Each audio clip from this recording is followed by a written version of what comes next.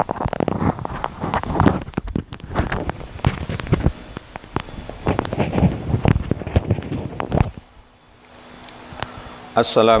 warahmatullahi wabarakatuh.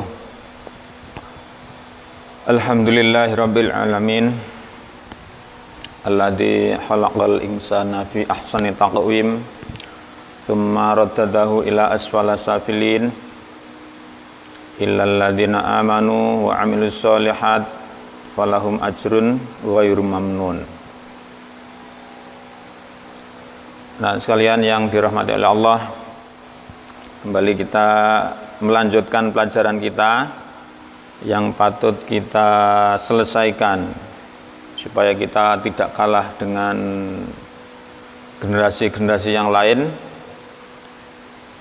yaitu kalau di sekolahan umum seperti ini itu ada target kurikulum, ada target-target pencapaian pembelajaran, ada tema-tema yang harus diselesaikan. Nah, pada kesempatan kali ini kita akan melanjutkan pelajaran kita yang akan kita pelajari nanti sebagai bekal hidup kita di masa depan. Dan sekalian yang dirahmati oleh Allah, di muqaddimah saya sampaikan ayat dalam surat At-Tin. A'udzubillahi minasyaitonirrajim. Bismillahirrahmanirrahim. Laqad khalaqnal insana fi ahsani taqwim.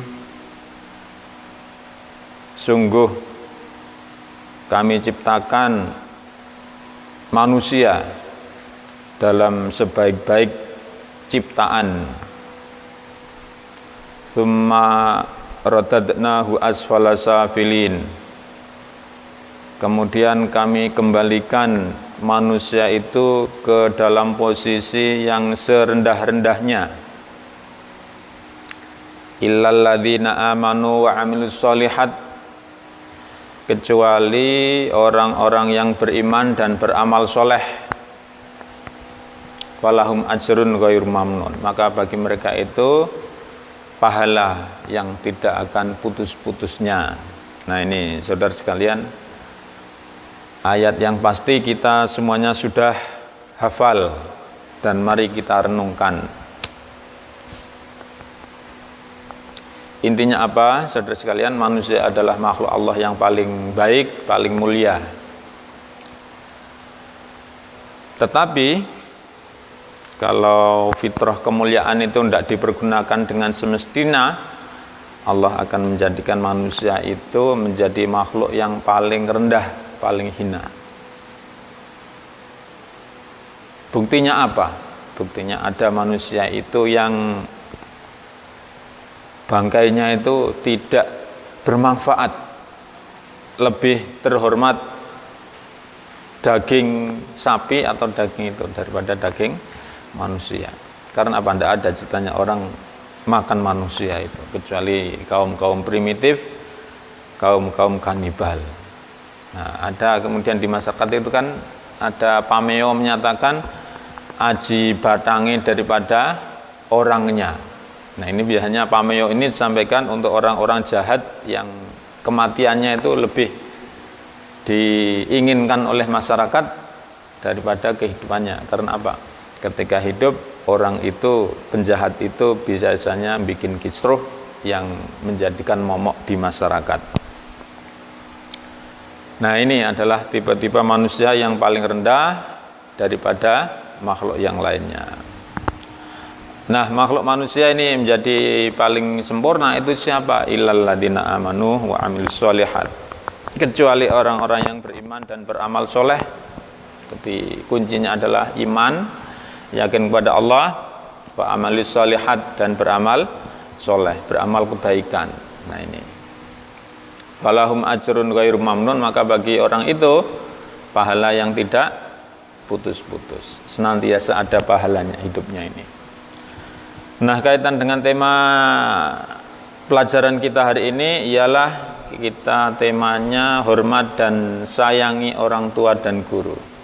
Ini bagian dari etika kita, bagian dari kemuliaan kita, anak sekalian ya, saudara sekalian.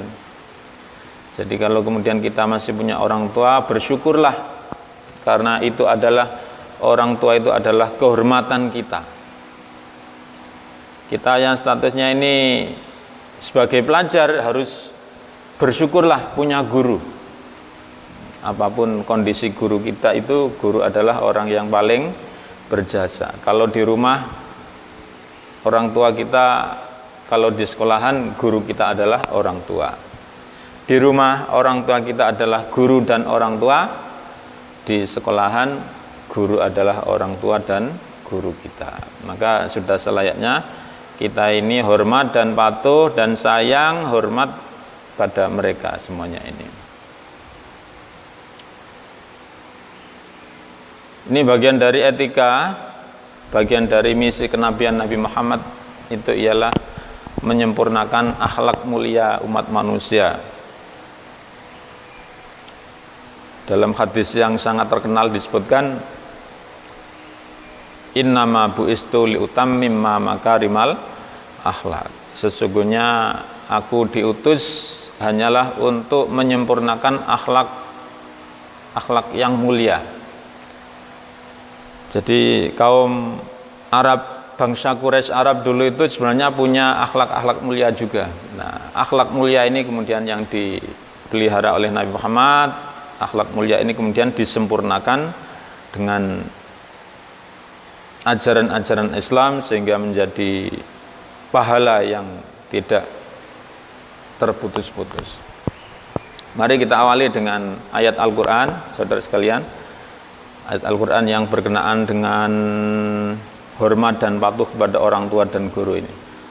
Dalam surat Al-Isra ayat 23 sampai 24 disebutkan, A'udzubillahi minasyaitonirrajim. Bismillahirrahmanirrahim.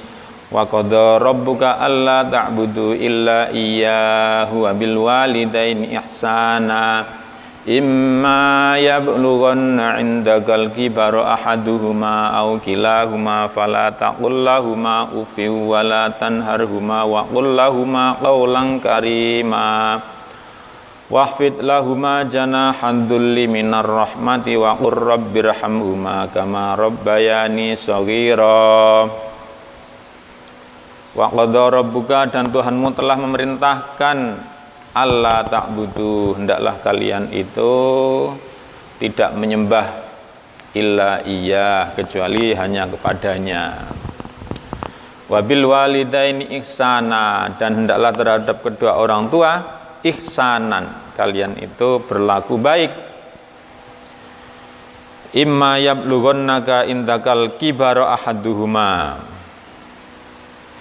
manakala seorang di antara keduanya memasuki masa tua, au kilahuma, atau keduanya, bahkan kalau keduanya, fala taqul lahuma uffin, maka janganlah kalian berkata berkata kasar, berkata sengak, atau berkata yang enggak sopan. Wala taqul lahuma uffin wala tanharhuma, janganlah kamu membentak keduanya. Jangan sampai kita membentak keduanya. Faqul lahuma qawlan karima, dan ucapkanlah kepada keduanya perkataan yang baik. Ayat 24 kemudian Allah menyebutkan, wahfid lahuma janahudulli minar rahmati, dan rendahkanlah dirimu terhadap keduanya. Wa qur rabbirhamhuma kama rabbayani shaghira, dan katakanlah, ucapkanlah atau doakanlah, rabbirhamhuma kama rabbayani shaghira, wahai Tuhanku, sayangilah keduanya sebagaimana mereka berdua telah mendidik aku pada waktu kecil. Lah, ini etika-etika kita, saudara sekalian. Jadi kita sebagai umat manusia ini sudah diberi ancer-ancer, sudah diberi arahan oleh Allah Satu, kita ini hendaknya beribadah kepada Allah. Dan yang kedua, hendaklah kita ini berbuat baik kepada kedua orang tua. Tatkala orang tua sudah sepuh, jangan sampai kita ini berlaku kasar kepada kedua orang tua. Bahkan bisa dikatakan perilaku kita kalau kemudian pengen sukses, ya harus berbakti kepada kedua orang tua. Doa orang tua begitu makbul, maka tidak ada salahnya kalau kemudian kita dalam segala hal hajat kita itu kita memohon orang tua, ibu tolong didoakan saya mau melaksanakan ini, bapak saya punya kerentek ini, punya keinginan ini, mohon dibantu didoakan saya. Kita bersimpuh di hadapan mereka dan mereka akan dengan senang hati memberikan kasih sayangnya kepada kita.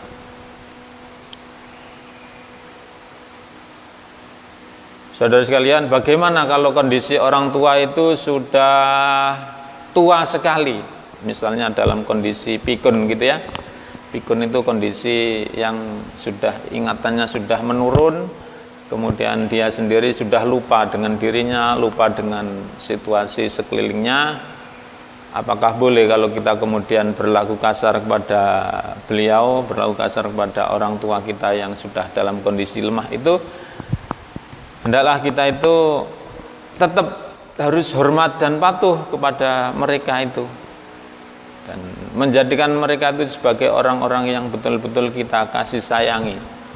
Jangan sampai kalau kemudian kita dengan orang tua yang sudah sepuh itu kemudian kita berlaku kasar, apalagi perlakuan kasar itu di depan anak-anak kita, secara tidak langsung itu berarti kita ngajari anak-anak kita itu berlaku kasar kepada kita kelak. Maka yang baik-baik mana? Kita hormat dan patuh kepada kedua orang tua kita, kita beri kasih sayang mereka, beri pelayanan yang sempurna kepada mereka, supaya apa? Anak-anak kita nanti tahu bahwa begitulah cara kita memperlakukan orang tua. Niscaya nanti kita ketika tua juga diperlakukan hormat dan patuh oleh anak-anak kita, gitu. Jadi hakikatnya tingkah laku kita adalah contoh yang kelak akan dilakukan oleh anak-anak kita. Ingatlah tatkala kita kecil, dulu itu ibu kita mengandung kita dengan begitu menderitanya. Kapan itu? Tatkala kita di kandungan beliau, maka Allah kemudian mengingatkan, wasainal insana biwalidayhi hamalathu wahnan ala wahnin wa fisaluhu fi amaini anishkurli wali walidaik ilayal masir. Dan kami wasiatkan kepada umat manusia perihal orang tuanya, ibunya yang sudah mengandung dia dalam kondisi menderita, bertambah menderita. Selama 9 bulan 10 hari ibu kita mengandung kita. Kadang kita ini menjelang lahir itu berat kita mencapai 3 kilo. Betapa menderitanya ibu kita itu.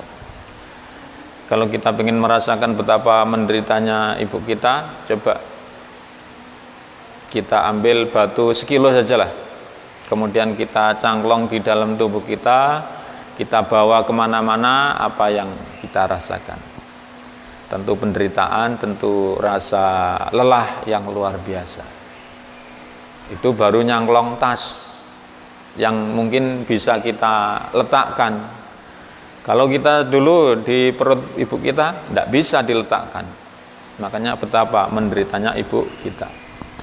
Maka sekalian, siapapun kamu, jadi apapun kamu kelak, ingat dengan orang tua itu, hormat dan patuh dengan orang tua, niscaya hidup kamu akan sukses. Jadi tidak ada kisahnya pengen sukses tapi malah berani dan membantah orang tua, tidak ada kisahnya. Yang ada ialah malah penderitaan. Karena apa? Ridallahu fi ridal walidain wa suhtullahi fi suhtil walidain. Ridhonya Allah berada pada ridho orang tua, dan kemurkaan Allah berada pada kemurkaan orang tua. Jadi siapapun kita kalau pengen sukses ya harus berbakti kepada orang tua, dan tidak boleh lupa dengan orang tua. Berikutnya guru kita. Nah, guru kita bukanlah orang yang melahirkan kita, tapi guru kita adalah orang-orang yang menyayangi kita, memikirkan kita, mendoakan kita, walaupun mungkin tidak ada hubungan apa-apa. Nah, sekalian ya. Tapi guru kita ini adalah orang yang mencurahkan kasih sayangnya kepada kita, memberikan ilmunya ke kita, mendidik kita. Kadangkala saking perhatiannya guru kita itu kepada kita, guru kita menegur kita tatkala kita salah. Saat duhur misalnya, tatkala sudah waktunya sholat, sempat-sempatnya guru kita itu ngobrak-ngobrak kita, ayo sholat duhur. Yang tidur kemudian dibangunkan. Nah, itu semuanya adalah kasih sayang kepada kita, supaya apa? Supaya kita nanti menjadi orang-orang yang bermanfaat, orang-orang yang sukses hakiki, sukses dunia maupun sukses akhirat. Di sini saya sebutkan definisi guru. Guru adalah orang yang mengajarkan ilmu kepada kita dengan berbagai ilmu pengetahuan dan mendidik kita sehingga menjadi orang yang mengerti dan dewasa. Walau bagaimana tingginya pangkat atau kedudukan seseorang, guru adalah orang itu adalah tetap bekas pelajar yang pasti punya guru yang dulunya itu ngajari. Nah ini. Jadi siapapun guru kita itu, mungkin kita nanti sudah menjadi bupati misalnya, menjadi pejabat gitu. Tapi ingatlah dulu ketika kecil kita juga pernah diajar guru kita.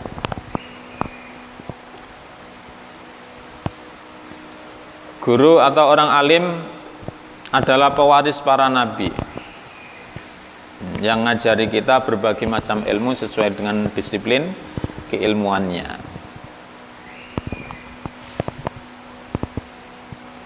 Imam Al-Ghazali menegaskan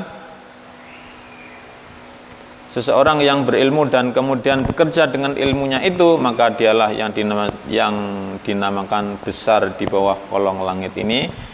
Ia adalah ibarat matahari yang menyinari orang lain dan mencahayai dirinya sendiri. Ibarat minyak kasturi yang baunya dinikmati orang lain dan ia sendiri pun harum. Siapa yang bekerja di bidang pendidikan, maka sungguhnya ia telah memilih pekerjaan yang terhormat dan sangat penting. Maka hendaklah ia melihara adab dan sopan santun dalam tugasnya ini. Allah sendiri menyebutkan tentang kemuliaan seorang guru ini. Wa minan nasi wad dawabi wal an'ami muhtalifun alwanuhu kadzalik innama yakhsyallaha min ibadihil ulama innallaha azizun ghafur. Dan demikian pula di antara manusia, makhluk bergerak yang bernyawa dan hewan-hewan ternak, ada yang bermacam-macam warnanya dan jenisnya. Di antara hamba-hamba Allah yang takut kepadanya hanyalah para ulama. Sungguh Allah Maha Perkasa, Maha Pengampun. Nah ini saudara sekalian, ini posisi guru kita. Jadi guru kita adalah orang yang sangat berjasa kepada kehidupan kita. Maka selayaknya kita ini pelajar, itu harus kalau pengen sukses, pengen dapat ridha guru, pengen dapat tambahan ilmu yang dari Allah, hendaklah ia itu kemudian menghormati guru sesuai dengan ketinggian derajat dan martabat guru. Tidak heran kalau para ulama sangat menghormati guru-guru mereka. Cara mereka memperlihatkan penghormatan terhadap gurunya antara lain sebagai berikut. Ini patut kita contoh saudara sekalian, cara kita hormat dan patuh pada guru kita. Mereka rendah hati terhadap gurunya meskipun ilmu sudah lebih banyak ketimbang gurunya. Ini adab. Jadi andab asor istilahnya itu. Jadi kalau ada orang yang posisinya sebagai guru sebuah bidang misalnya, kita harus hormat. Yang kedua, mereka menaati setiap arahan serta bimbingan guru. Misalnya seorang pasien yang tidak tahu apa-apa tentang penyakitnya dan hanya mengikuti arahan seorang dokter pakar yang mahir. Nah, ini. Yang ketiga, mereka juga senantiasa berkhidmat untuk guru-guru mereka dengan mengharapkan balasan pahala serta kemuliaan di sisi Allah. Mereka memandang guru dengan perasaan penuh hormat dan takzim serta mempercayai kesempurnaan ilmunya. Ini lebih membantu pelajar untuk memperoleh manfaat dari apa yang disampaikan guru mereka. Ini. Jadi anak sekalian, etikanya kita di sekolahan dan dimanapun memandang guru itu harus penuh dengan penghormatan, dengan penuh takzim, gitu ya. Walaupun gurunya itu mungkin di lembaga kita itu gurunya masih muda, masih sebaya dengan kita, tapi ingat karena perbedaan status tadi, gurunya itu statusnya adalah guru. Jadi jangan sampai kemudian karena gurunya itu masih kecil sebaya dengan kita, misalnya baru lulus dari perguruan tinggi sehingga perbedaan usia masih terlalu tipis, kita remehkan. Jangan. Karena apa? Kalau kita meremehkan satu orang guru, hakikatnya kita itu meremehkan guru keseluruhan. Jadi gini, maka yang baik bagaimana? Harus tetap hormat dan takzim. Guyon pun boleh guyon, tapi jangan keterlaluan. Apalagi kemudian dengan sengaja kemudian ngerjai guru yang masih muda itu, jangan. Itu sangat berbahaya. Dan kalau itu yang kita laksanakan, nanti alamat kita itu ya tidak akan dapat barokah dari ilmunya itu. Berdasarkan uraian di atas, betapa pentingnya menghormati guru. Dengan menghormati guru, kita akan mendapatkan berbagai keuntungan, antara lain sebagai berikut. Satu, ilmu yang kita peroleh akan menjadi berkah dalam kehidupan kita. Yang kedua, akan lebih mudah menerima pelajaran yang disampaikan. Yang ketiga, ilmu yang diperoleh dari guru akan menjadi manfaat bagi orang lain. Yang keempat, akan selalu didoakan oleh guru. Yang kelima, akan membawa berkah, memudahkan urusan, dianugerahi nikmat yang lebih dari Allah. 6. Seorang guru tidak selalu di atas muridnya. Ilmu dan kelebihan itu merupakan anugerah Allah. Allah akan memberikan anugerahnya kepada orang-orang yang dikehendakinya. Nah, lebih-lebih di zaman ini, anak sekalian ya. Jadi kita kalau punya pengen bisa sesuatu itu sudah banyak ilmu-ilmu yang terhampar luas. Di YouTube itu banyak sekali ilmu-ilmu berkaitan dengan keterampilan-keterampilan. Akan tetapi kewajiban kita sebagai umat manusia tetap harus berlaku baik dan berlaku sopan kepada orang lain. Termasuk juga kepada guru kita pun harus berlaku sopan dan menghormati mereka. Saudara sekalian, ini ada beberapa langkah yang menunjukkan yang mungkin bisa kita laksanakan sebagai implementasi dari hormat dan patuh kepada guru. 1. Menghormati dan memuliakannya, mengikuti nasihatnya. 2. Mengamalkan ilmunya dan membaginya kepada orang lain, mudah-mudahan menjadi amal jariah. 3. Tidak melawan, tidak menipu, tidak membuka rahasia guru. 4. Memuliakan keluarga dan sahabat karib guru. 5. Murid harus mengikuti sifat guru yang dikenal baik akhlak, tinggi ilmu dan keahlian, berwibawa, santun dan penyayang. Yang keenam, murid harus mengagungkan guru dan meyakini kesempurnaan ilmunya. Orang yang berhasil hingga menjadi ilmuwan besar sama sekali tidak boleh berhenti menghormati guru. 7. Menghormati dan selalu mengenangnya meskipun sudah wafat. 8. Bersikap sabar terhadap perlakuan kasar atau akhlak guru-guru. Hendaknya berusaha untuk memaafkan perlakuan kasar, turut mendoakan keselamatan guru.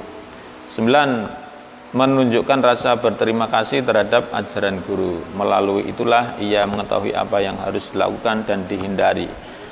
10. Sopan ketika berhadapan dengan guru, misalnya duduk dengan tawadhu, tenang, diam, posisi duduk sedapat mungkin berhadapan dengan guru. Menyimak perkataan guru sehingga tidak membuat guru mengulangi perkataan.